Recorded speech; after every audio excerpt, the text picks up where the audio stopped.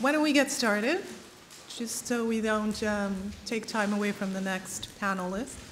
I'm going to introduce myself, and then we're going to sort of follow along to my left. Thank you for coming. My name is Michelle Shaw, and I work as an associate director in the Career Center.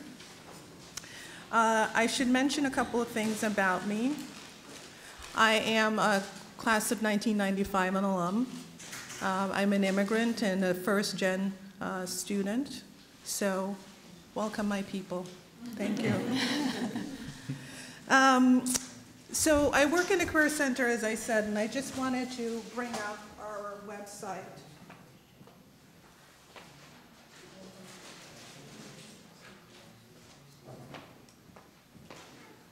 We often communicate with students and with parents via our newsletter, which you can access and subscribe to on the right here. I encourage you to do that. It's a great way to keep in touch, and it's a great way to know what information we're sending out to students. Your students do not need to know what they want to do before they come in. We can often have those early conversations, and I will tell you that I, at my age, and after being an attorney and working in publishing, I still don't know what I want to do when I grow up. So I definitely encourage you all to subscribe to the newsletter so that you can really get a sense of what we're doing. We're always a packed newsletter, and it really gives you an insight into what you should be talking to your students about.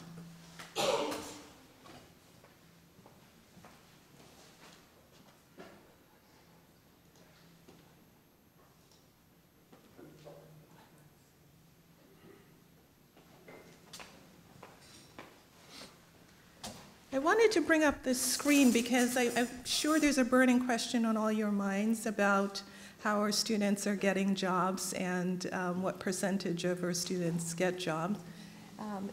In this graphic here, you'll see about 90% of our students within 6 months are employed or in grad school or are gainfully doing something maybe volunteer related, and 73% are fully employed.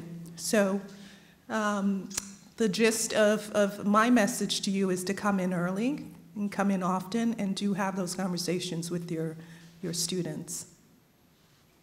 Okay.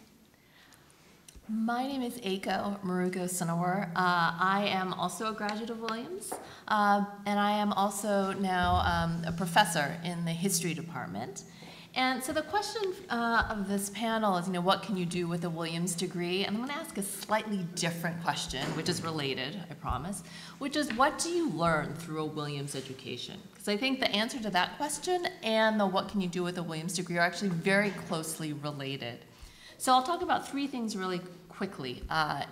So what do you learn through a Williams education? I think one thing is that you learn various ways of approaching and thinking about and understanding something, things about the world. And this is in part because our students take classes by the end of their 4 years at Williams or their time at Williams. They will have taken courses in the arts and humanities and in the social sciences and in the sciences and math, which means that they've gotten this really well-rounded education which has taught them different ways of thinking. So that means that in the workplace or just in their day-to-day lives, they have the ability to ask different questions and to come at things from all different angles. So if you take even a topic like a solar eclipse, there are different ways of thinking about the solar eclipse, right? There's obviously the astronomical phenomenon that is the solar eclipse, but you can also think about it from a kind of literature and art perspective, like how can how in art has the kind of beauty, the aesthetics of the eclipse been portrayed, for example. You can think about it in terms, I'm a historian, so you can think about it historically, which is in the past, how have people understood this thing, the darkening of the sun? You can also think about it from a kind of sociological perspective, how have different societies understood this phenomenon. You can think about it in terms of economics, like how much money was made through tourism, through all the people who went to the path of time. The point is, right, there are different, you can take this one small example, this one topic, and there are lots of ways of thinking about it. And that's something that our students are able to do after they've been through their time here at Williams.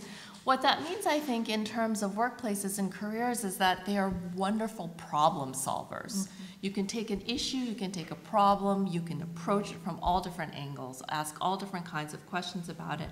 And so that's something that in a job interview situation, they can talk about problem solving skills, and actually on the job, they bring those skills to bear. So that's one, which is thinking in different ways.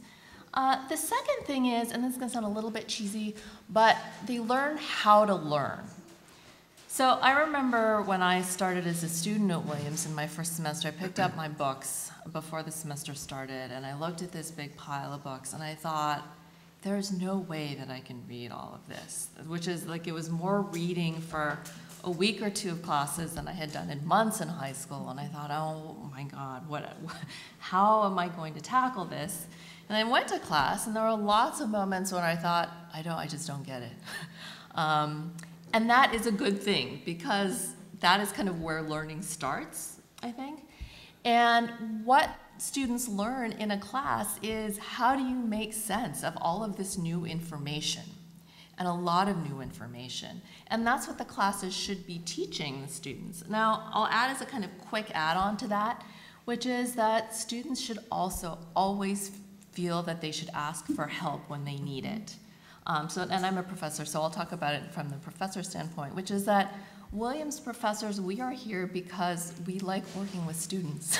We like teaching, and that's why we're here. So I encourage students to always come in and ask for help, and that's not a failure, and that's not a kind of weakness. I wish I had done it more as a student. I think there were lots of moments as a student where I thought, I'm confused. My professor seems so much smarter than I am. I don't even quite know how to articulate the question. I just know that I'm confused, and I don't want to go in and say, I'm just confused. But that is actually really, really important. So I encourage my students to do that all the time.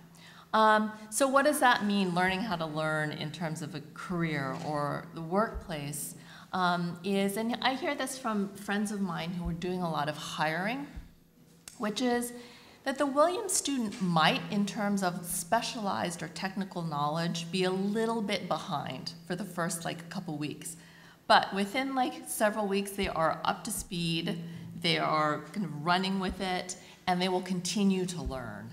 Mm-hmm. And so this kind of skill of being able to understand and make sense of new information, and lots of new information, is something that is portable to any career. So that's the second thing. The third thing is that there are just fundamental skills that I think our students learn. How to think critically, how to analyze, how to write persuasively, how to express your ideas orally. This, in any situation, whether it's a meeting or a memo or a report, whatever it might be, these are really important skills. And they're not easy to come by. You have to work at them. And we really focus on them here. So that's the third thing. I think I just add on to that, I work in the history department. The history majors that I've worked with go on to do a whole range of things. So if I think about my former students, they are in advertising, they're in journalism. I just got a note from a student who's now in dental school. I have one student who's kind of policy advisor to a congressman. It's a whole range of things, and none of them are necessarily about history. And so I guess what I would also just add is that it doesn't really matter what you major in here. There are some exceptions, I think, that we can talk about if you have questions about it. But really, it's about the kind of totality of a Williams education, not about should I major in this or should I major in that. I don't think that is actually really crucial. So I'll leave it at that and pass it on to Juan, and look forward to hearing your questions. Well, I'll try to make my part a little quick. I want to leave more room for questions, but so I'm Juan Baena. I'm class of 2007 from Williams, and I'm currently serving as assistant director at the Alumni Relations Office. So I'm a first-gen student, originally from Colombia, South America, and I grew up in Queens, New York, mainly. I've been humbled to kind of follow the trajectory here with the colleagues, and with Michelle in the Career Center, and professor here, and then now talking about more of the tail end when students graduate. The Alumni Relations Office, as implied, will interact directly with those students when they become alums. And what I would say as to what can a Williams degree do, for the students, especially in the context of alumni, it's, what do the students, who do they become part of when they graduate from this place? And that's something that at this point, even when I think of my own life story, I wouldn't have even thought about the concept of alumni. Nevertheless, just trying to graduate from a place like Williams. But it is very important because the power of the alumni network is something that I didn't understand more so until I graduated, and even in my years after graduating. It's a strong network of 28,000, I'm rounding it off, 28,500 alums. And I can tell you that, if not all of those alums are invested into helping strengthen that network. Some of those things that really become apparent in the work that I do with alumni is their eagerness to help each other out, and as a result, those students who are affected through the Career Center, or even as young graduates of the college, eventually are invested into helping other students forward as they move through their lives. So when you think about, going to college, for me, that was a very finite, it ends at 4 years. But something that I would encourage you to think about, as parents, friends of students here, is to definitely think about the fact that this is a lifelong relationship, and they will become part of a very strong alumni network that it's like a family in many ways. Alumni serve as introduction points. They serve as mentors. They even serve just through different phases of your life, whether you're facing a mid-life career change. Even at a personal level, within my own alumni circles, when there's tragedy or there are things that happen, they really come out to support one another. And so I think that the thing that I will encourage you to think about and that I will impart is alumni are there as that lifelong relationship. One other thing that I would emphasize, as my other two colleagues did here, is that it does not matter what you major in. Actually, I was a poli-sci, political science major with a concentration in Latinx studies, and I'm now working in technology and events planning. So, when I think of that, I was coming into Williams thinking, oh, I'm gonna be a lawyer. I'm going to be in law. And I was talking to Michelle about this earlier this week, and now I'm in higher education, currently getting ready to pursue my master's in business administration. And when I think about that path, I wouldn't have thought about it being so, it changes. And so some of the qualities that I think a Williams degree imparts on students, it's, the ability to fail, because you have to fail in order to learn as well. Through that failing, adapting to the world that they're graduating into, and I think that's where alumni really are very helpful.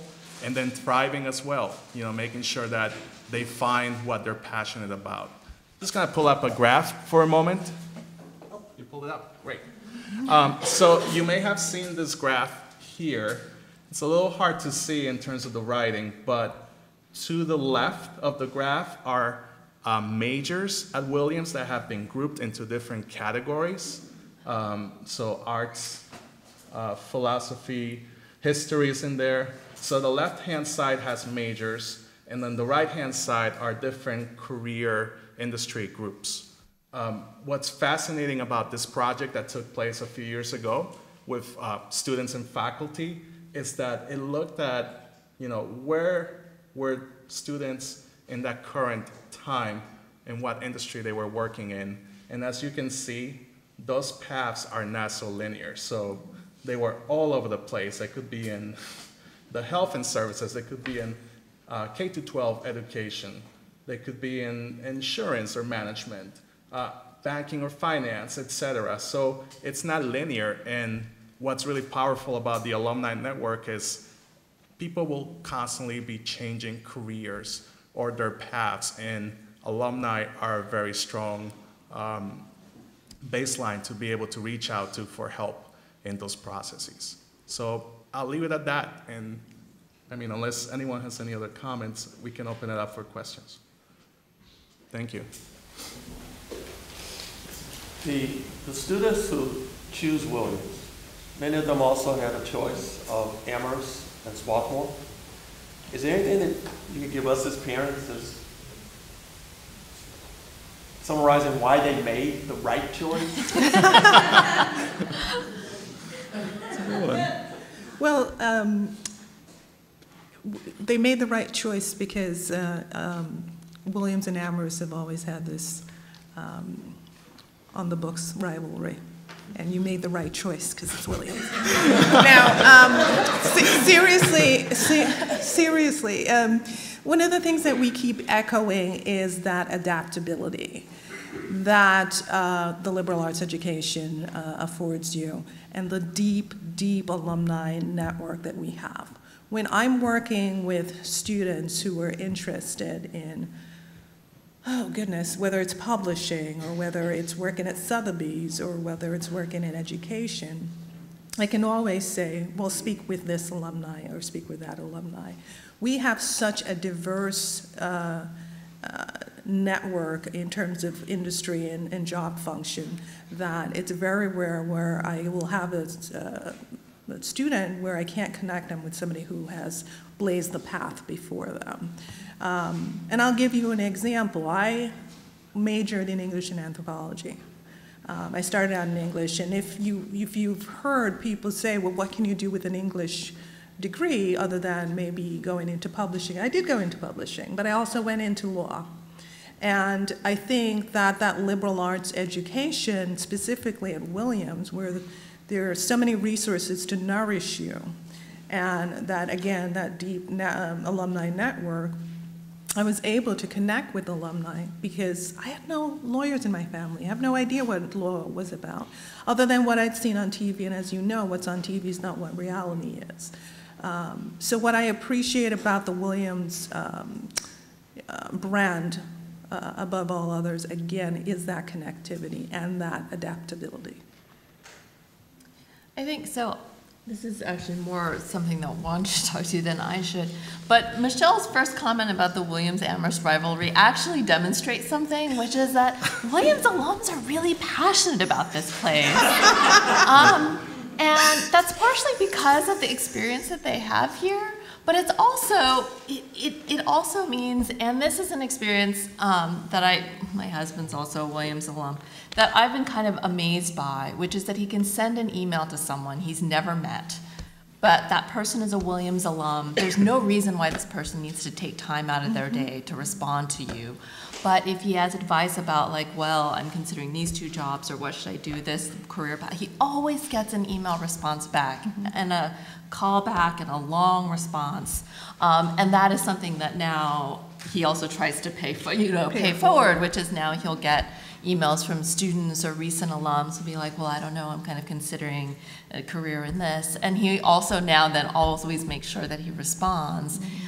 So that Williams alum, it sounds kind of generic, and it's hard to get a sense of it when we just say Williams Alumni Network, but it's serious, and it does actually, it is actually really helpful in a lot of ways.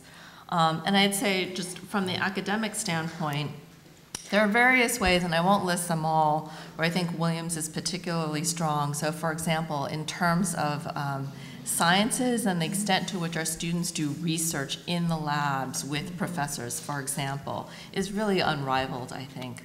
And there are certain things like, for example, our history department, quite frankly, for example, is, it covers a lot more areas of the world than a lot of our peers. A lot of other small liberal arts, colleges, you can't actually study the history of the Middle East or the history of South Asia as you can here. So there's a lot that the kind of resources that Williams can provide in terms of the richness and the fullness of the education as well. I would just add quickly so we can take some more questions.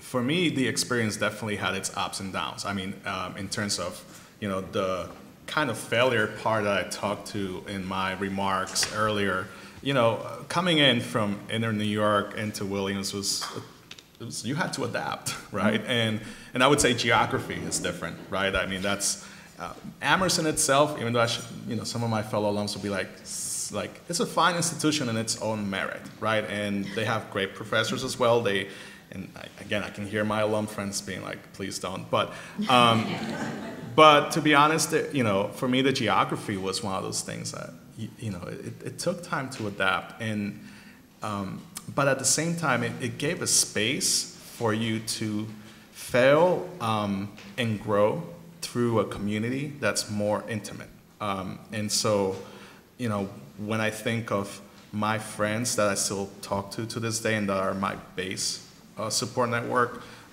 those are all founded from the tears and the laughters that we shared and the successes that we shared at this place, right? So, and that all had to do with being able to really be immersed in the community here because of geography, right? It's really hard to travel outside of town. Whereas Amherst is located closer to the 5 college area. So, I will just leave it at that. Any more questions? I have a question about your title where it says Director of Technology and Affinity Program. What's the affinity? So actually, it's a really exciting part of my job. When alumni graduate, when students graduate and become alums, they will come back every 5 years to reunion, to get together with their own class year. But outside of that, students were part of sports teams or student groups or any other kind of connection they have to Williams. We have a lot of smaller reunions outside of the regular class reunion. And so I oversee those programs every year. And they're very touching points of connections for alums who were connected to specific student activity or staff member who's retiring. So we do, that's what the affinity thing is. Mm-hmm. And can I just make a correction? I was promoted on that list. I am not the director of the Career Center, although I will wait for that paycheck. I'm the associate director. Thank you. Sorry, Michelle. Oh, there you are, Rob.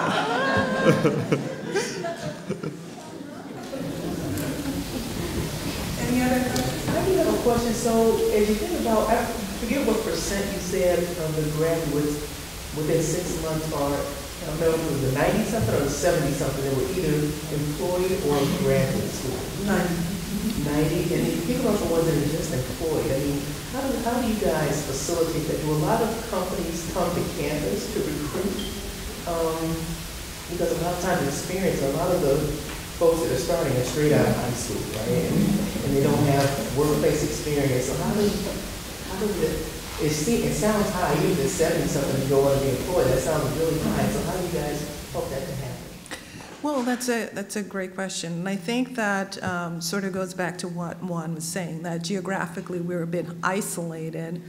So it makes it a little bit harder. We can't just, it's not LA or New York City or DC where you can go to this employer, that employer.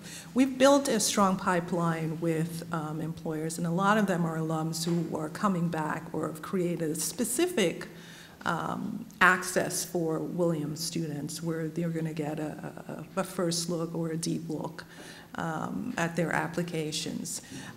So we're very grateful again for that alumni piece of it. The other is just active recruitment, where we're reaching out to employers that we think our students are interested in. And in other resources, we have databases where jobs are poured in through different schools. So we have something called UCAN, which is a consortium of about 20 schools, so Princeton, Brown, not Amherst as far as I know, where the jobs are poured in and our students have access to that. But we also know that, being a small college, and we have to really give that individualized attention to students. So if they come in and they're saying, oh, I didn't do anything in high school, I have not yet met one student where I could not look at their resume and say, we can get you something, and we can get you specifically something in an area that you're interested in. It's a matter of how you sell yourself, and that's what we do at the Career Center. I know that my daughter is going to be working on campus as part of, is that something they're going to be doing like next week when they're getting into all this? I know at one point she told me, oh, I read that email too late from where I wanted to apply, I've been like close that on this date, so how does that work for them to apply to get a job on campus? So there is a student employment coordinator specifically. She's not affiliated with the Career Center, she's affiliated with HR. And her job is really to work with students who are either on financial aid, or after the financial aid students have gotten their jobs left over for on-campus access. She works with them to help them secure jobs. And there'll be a session with her this coming week. Okay. Not a little.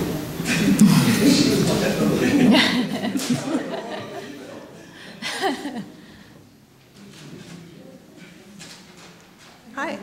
Is your department the one that also helps the students get meaningful internships between their first and second year, second, third year, et cetera? Is that a different?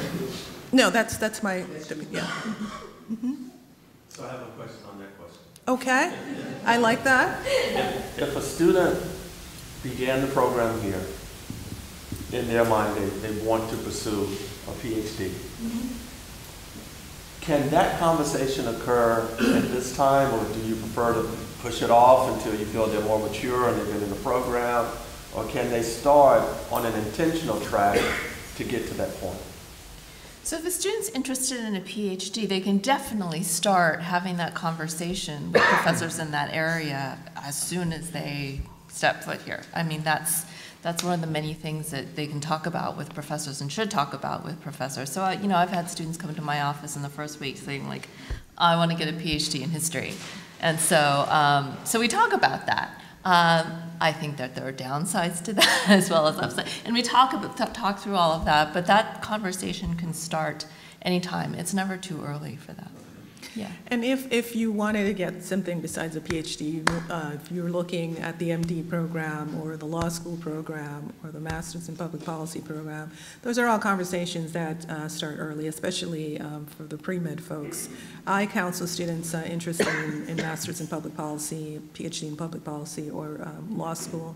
And we can have those conversations early, but I'm very fortunate that we don't have to have those conversations early, but we certainly have our doors open for that from day one. A parent earlier mentioned we were having an informal conversation at breakfast about a dual degree program with Dartmouth, or are there any of those types of programs? Liberal arts degree here, engineering degree somewhere else, or was she just mistaken, off base, went to the wrong website? Rob! There is a 3-2 program. Oh, the 3-2 program. The 3-2, okay. For students that are interested in going forward with engineering. The advisor for that program is also a physics professor. His name is Tiku Wajungar, and he can talk to your student about that really at any point. We have an impressive record of placing students in graduate programs in engineering coming out of the sciences at least. Thank you.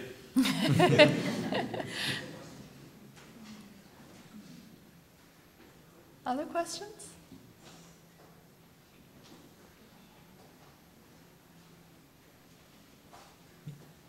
Yeah, this may be a little out of place, but I walked in late, so I'm just asking, where do students go for the study abroad and study away? That's not career. That's not career. That is in the fellowship. That's in the fellowship office, and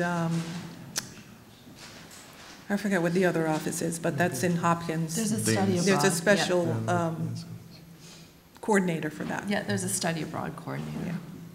And I'd also say there's also, the fellowships office also has a lot of information about summer opportunities to go abroad, even before. So if you say study abroad, it's typically in the junior year, a semester a year during the junior year. But there's also a lot of funding available, say after your first year or after your second year, that you want to do, for example, independent research somewhere, or you want to study a language somewhere. There are resources available for that too. So if they go to the fellowships office, there's a lot of information about that too. They should also talk to their professors, because in certain areas, for example, if you're interested in going to study Chinese language in China, for example, go talk to a faculty member in Asian Studies, because there are also individual departments have funding for that as well. So I think one of the takes home here is like the student should just ask, and they'll be able to kind of find where those resources are. And the Williams website is pretty robust, so you literally can just type in fellowship office and it'll give you information about where that is located. Yeah, encourage. I know my friends who are really adept at finding resources, and Williams, we're in a fortunate place with Williams with the resources, and they're really adept at asking for those things and seeking them out in many ways as well. So that was through their professors, through different staff members at the college. They just encourage the students to ask those questions. You know, the worst that someone can say is no. That's all. And always negotiate, even when they say no.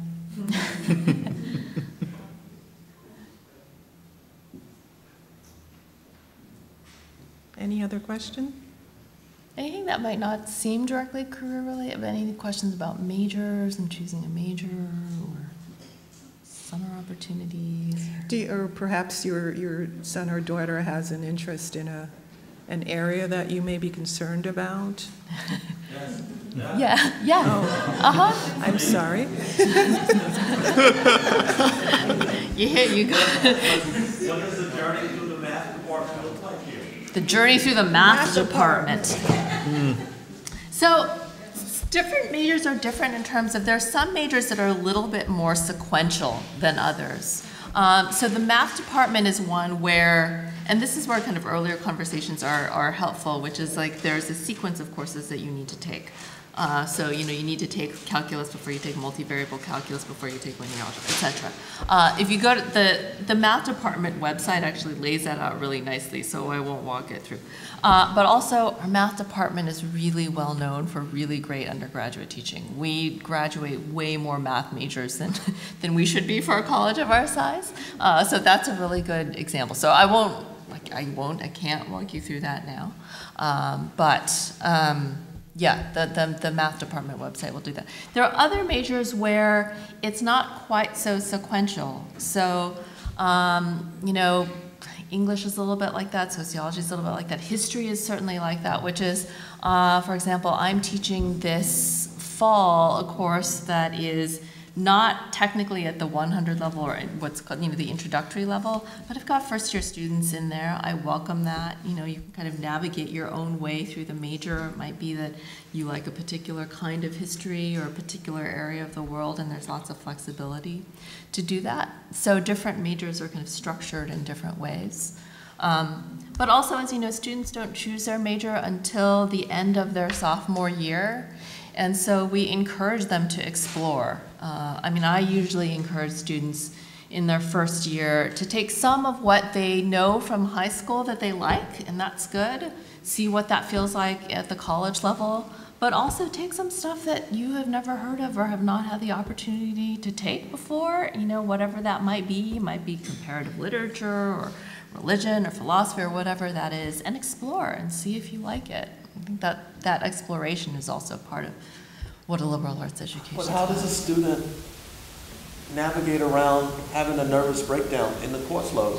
I mean, because classes they have topics, But by looking at the topic, you don't know if you're going to have, 500 pages of reading. That's right. Yeah. So part of it is that there's an advising system at Williams. So every student is assigned an advisor with whom they will meet before classes start. So we'll meet not next week, but the week after, early in the week.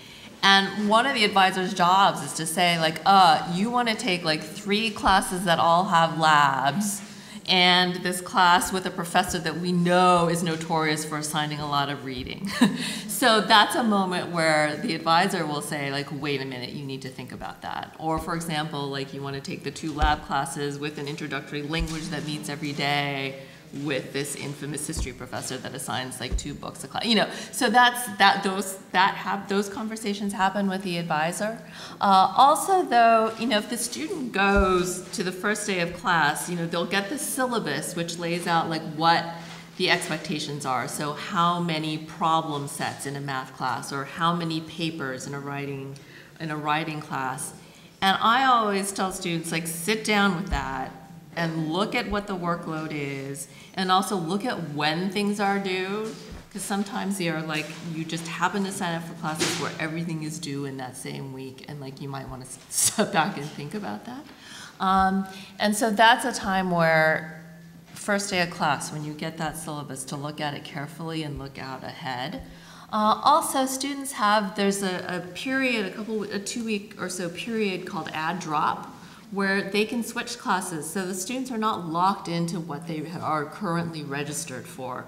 And I think actually our students should add drop a little bit more than they do, which is like, if you are in a class or in a set of classes, you didn't realize that all 4 of them are lots of reading, drop one of them and take something else, and that's okay. That's what that kind of add drop period is for. So does that address the nervous breakdown? But parents are not going to be in any of these conversations. And these are students coming out of high school, highly accomplished. They think they're ready for the best that you have to offer. And by midterm, they're dead. Yeah, I think the best advice maybe as a parent you can give is like, talk to someone, right? Like, talk to the professor. If you feel like in a course you are in over your head, go see the professor. The worst thing for me as a professor is a student who has been struggling and hasn't come to talk to me about it, and I don't know what's going on with them, or something's going on. Talk to a professor, talk to your advisor, talk to staff members. That, I think, is a kind of one of the best pieces of advice you can give.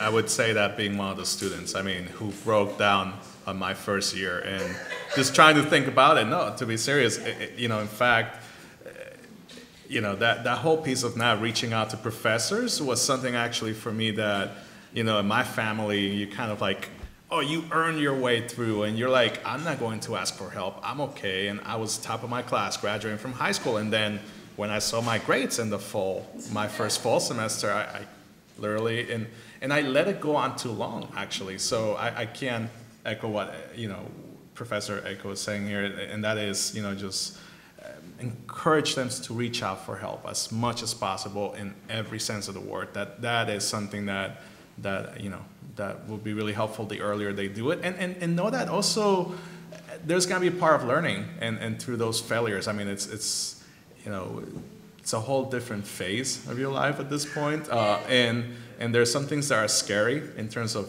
failing. I know that word is really scary for you to hear probably as parents, but I think that I took some of my best lessons from those failures as well. So I think also sometimes students, and this goes back to like, you've got a bunch of high achieving students who are really great high school students who have a kind of funny sense of what failure is. So sometimes I've got first year students who come in, my advisees who come in and say, it's going horribly this class, or I think I'm doing really badly.